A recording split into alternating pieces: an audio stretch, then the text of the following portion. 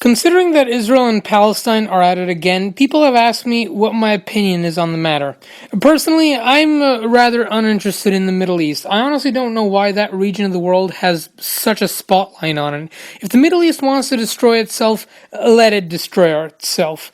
I guess I am okay. I guess you could say I kind of do support the state of Israel, but I don't pay much attention to their conflicts with other Islamic nations.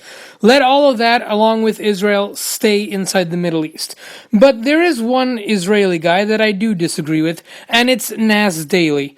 The guy is rather liberal, and I commend him for advocating for peace in the Middle East, but there are a lot of things that he gets wrong, and I had to start addressing them. Like this one, where he says that democracy doesn't work. I can't wait to see this. Guys, I think this video will make some people angry. Really? What is it? Well, it's about democracy. Democracy is good, right? Well, that's exactly the problem.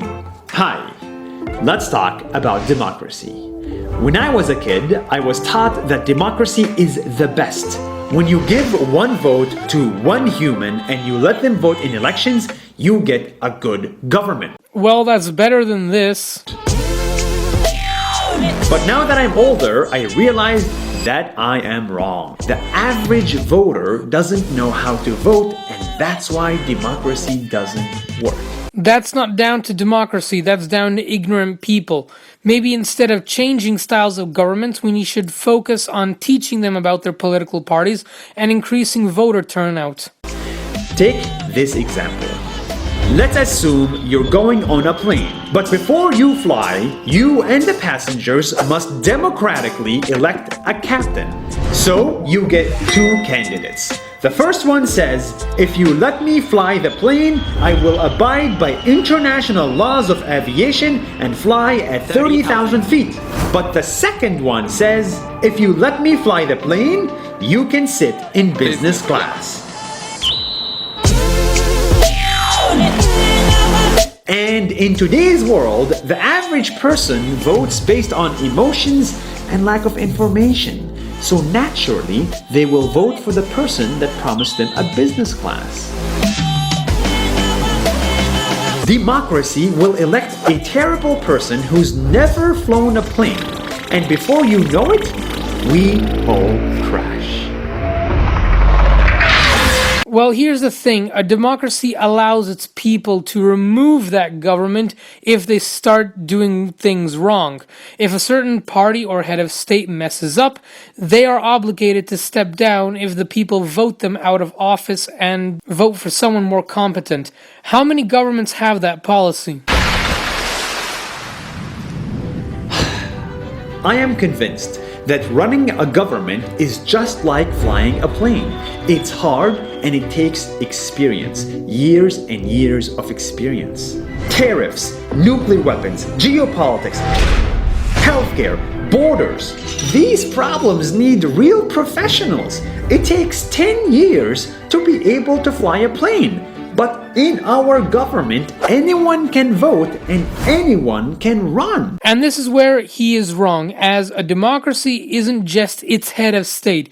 It's also a whole cabinet of electives who are specialized in their trade fields. It's also a legislative body and a judicial body where you need to know law very well, and there are many requirements to join up. Democracy changes government every 4 years, but the real problems need 20 years to fix. That's why one government picks up on the work of the previous government to fix any societal problems. Democracy is a good idea, but is it the best idea? Take China and India for example. China, with its central government, lifted 300 million people out of poverty. No.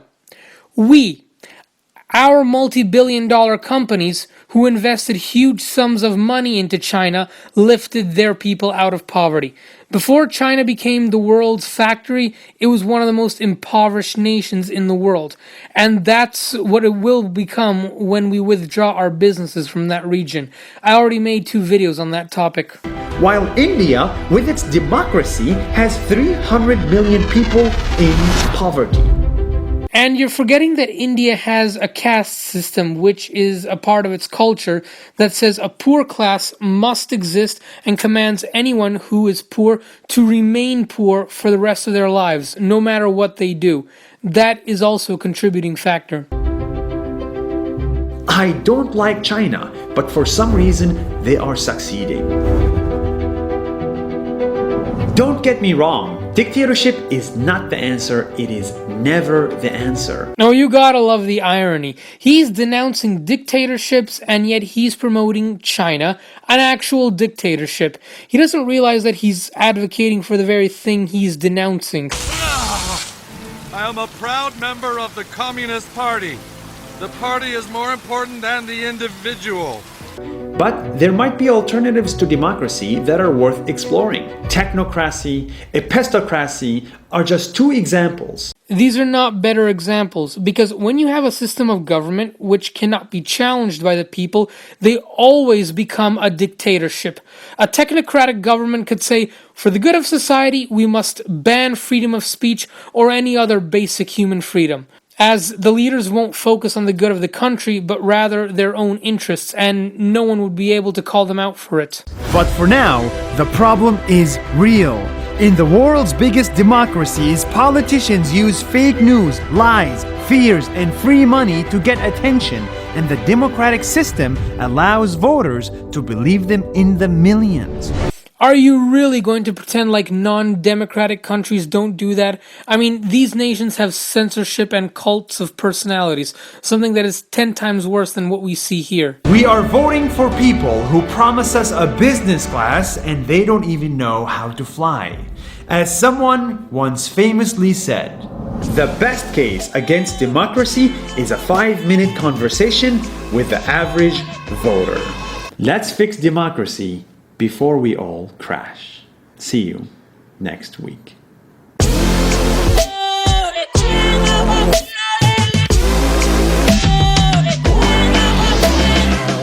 Well, now he said something contradictory. He said that we should fix a democracy instead of replace it. Like, make up your mind, man. Now, here's the thing. Democracy is not perfect at all. No government is perfect. But based on decades of actual rule, it has been concluded that democracy works best, which is why modern, stable nations are democratic. He's basically trying to argue against previous experiences of other people. And he doesn't just do it with democracy. He does it with many other topics, some of which I really plan on responding to. In the meantime, Nash should really cover the current events of a nation, his own nation, being attacked.